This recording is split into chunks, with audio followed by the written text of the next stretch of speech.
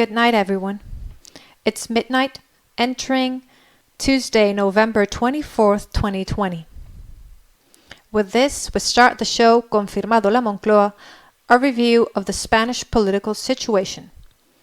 It will be around 30 minutes long to focus on a few ideas. As always, we will start with the comment of the day.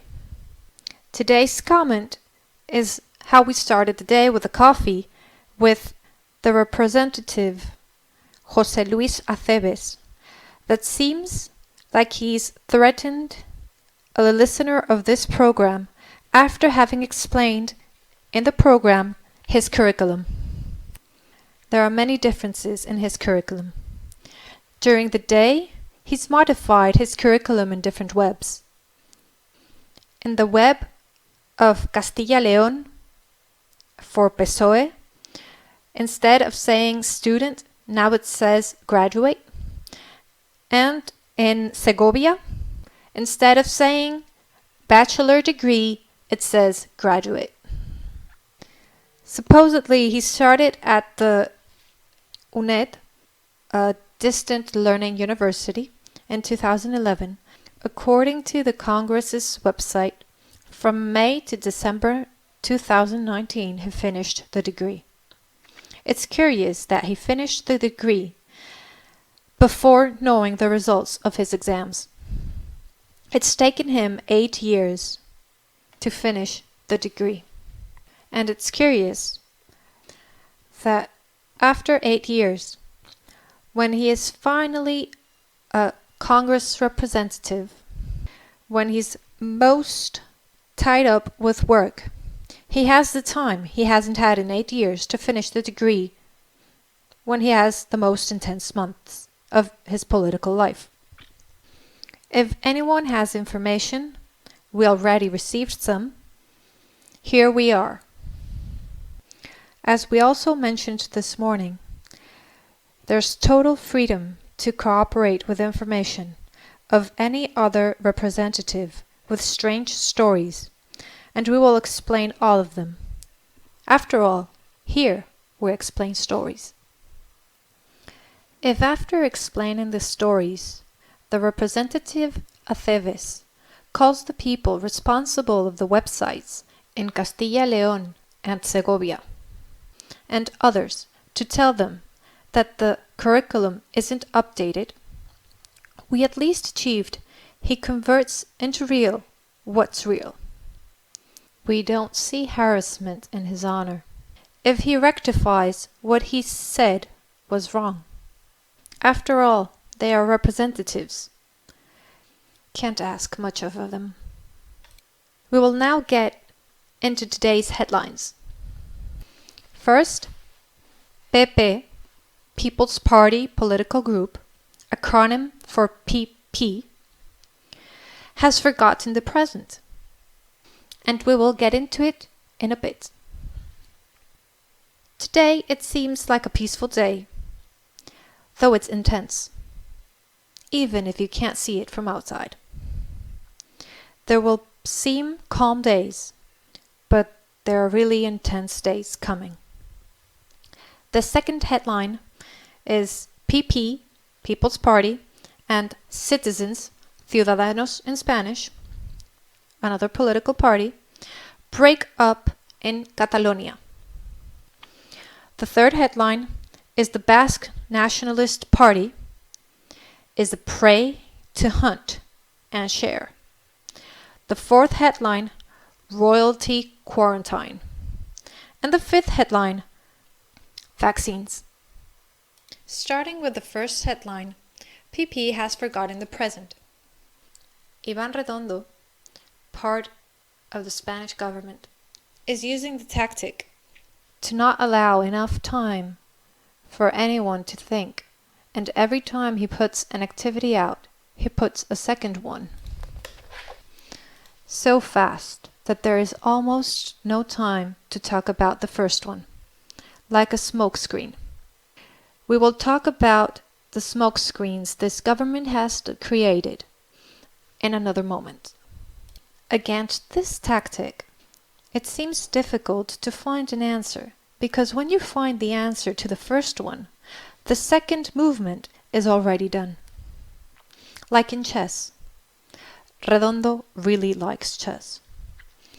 When you've been thinking half an hour the move, you move the chess token, and when you get up to rest, the opponent has already moved their token. It's an old tactic in chess to put pressure on the opponent. Often, these quick moves aren't the best, but they achieve an important psychological effect. Here is where the People's Party forget the present.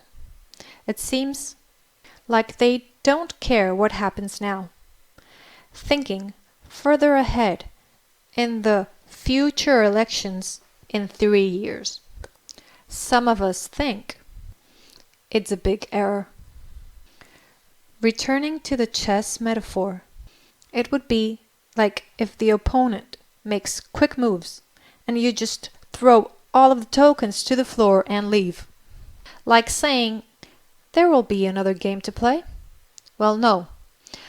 People's Party, Mr. Casado. When quick moves are done, one must be agile and quick. A good speech, where the press, ally to the government, puts you medals, and you think you've done everything, doesn't get us anywhere. You must work every day and confront reality.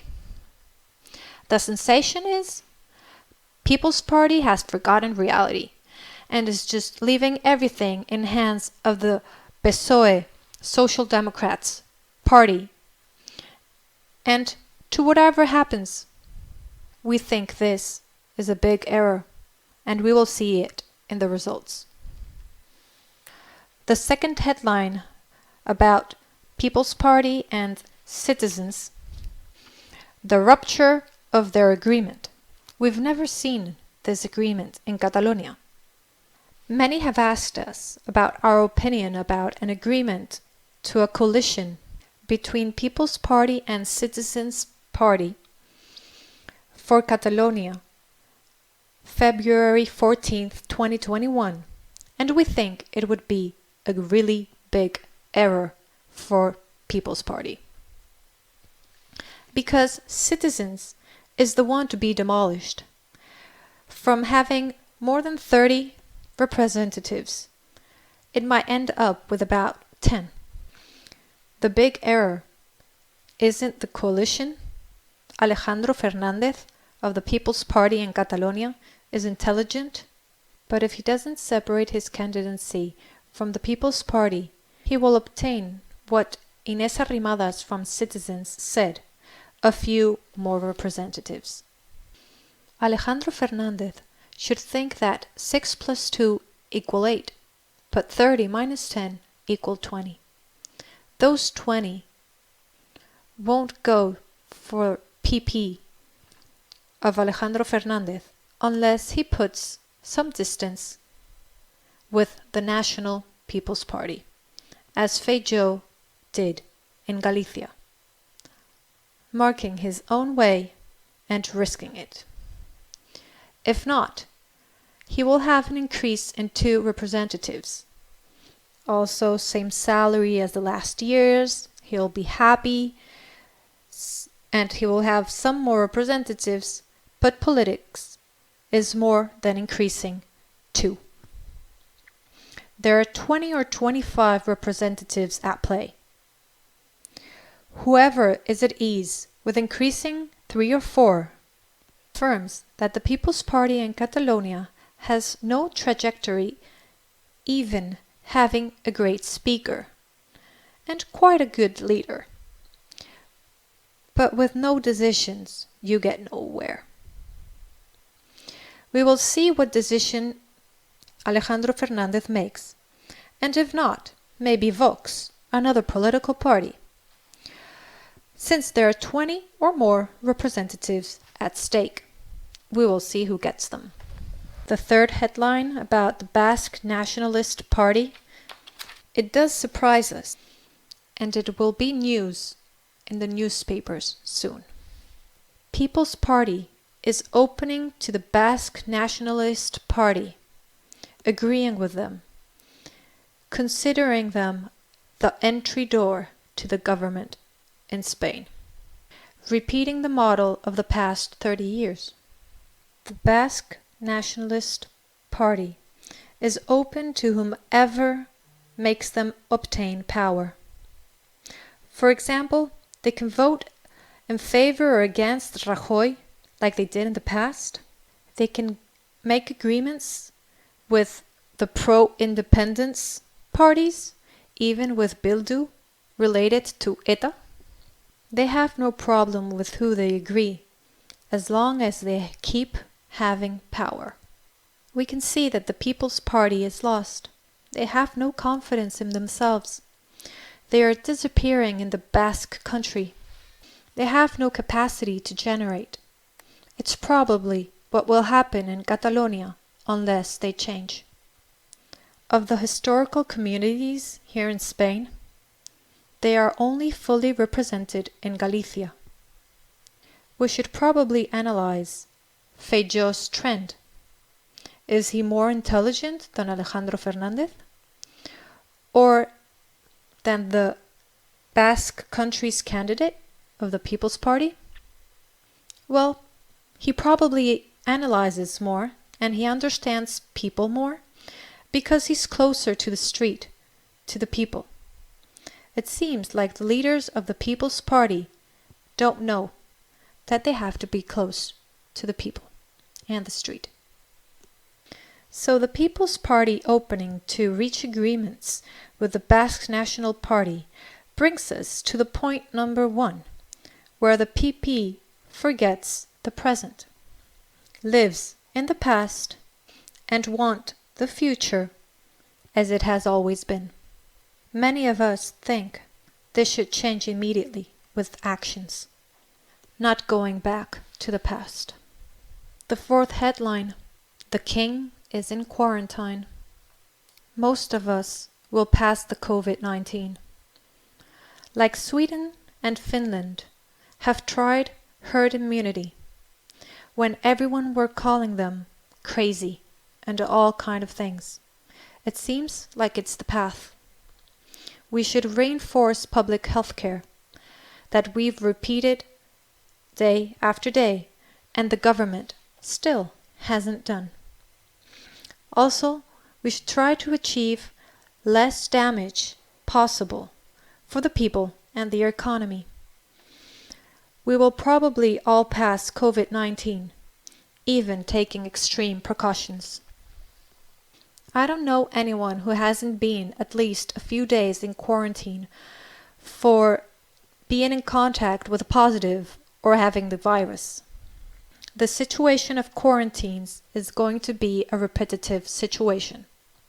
The important number to look is the number of deaths, not the number of positives, to see the severity of the situation. We're not like we were in April. Now we are doing many more tests, though we must keep in mind no precaution is enough.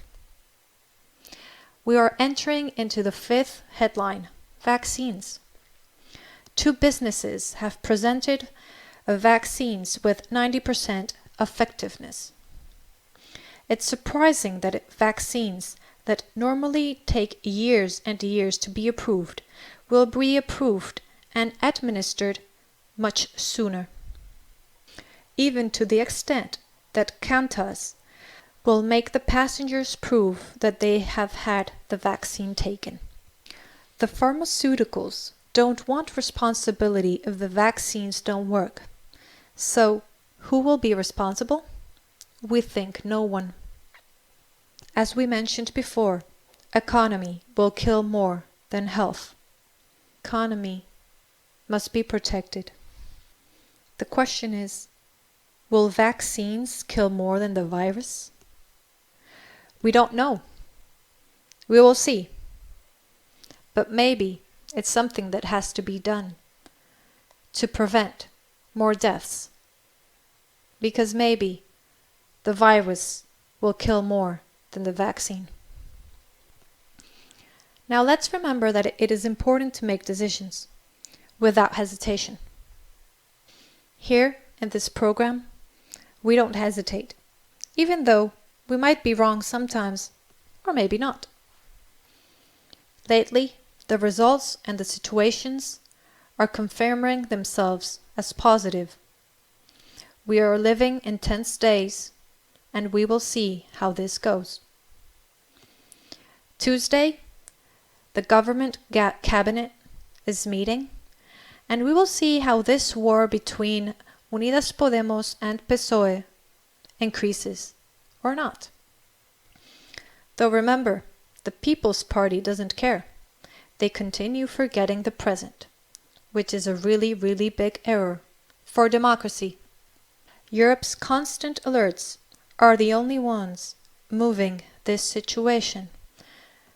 Well, and reality too. We have a complicated and explosive situation, and we will see how it's going to be expressed in the next few days. So now we say goodbye for today. You can contact us at confirmadolamoncloa@gmail.com for anything you might want, though these days we might be a bit delayed because we're receiving many emails with people wanting to collaborate, with letters to Carles Enrique, coordinated by Clara from Barcelona, who has a few letters pending, and we will continue. And most of all, because we think it's an important moment, and we will make greater effort. As we always say, seguimos, which would be translated as we continue here together defending democracy.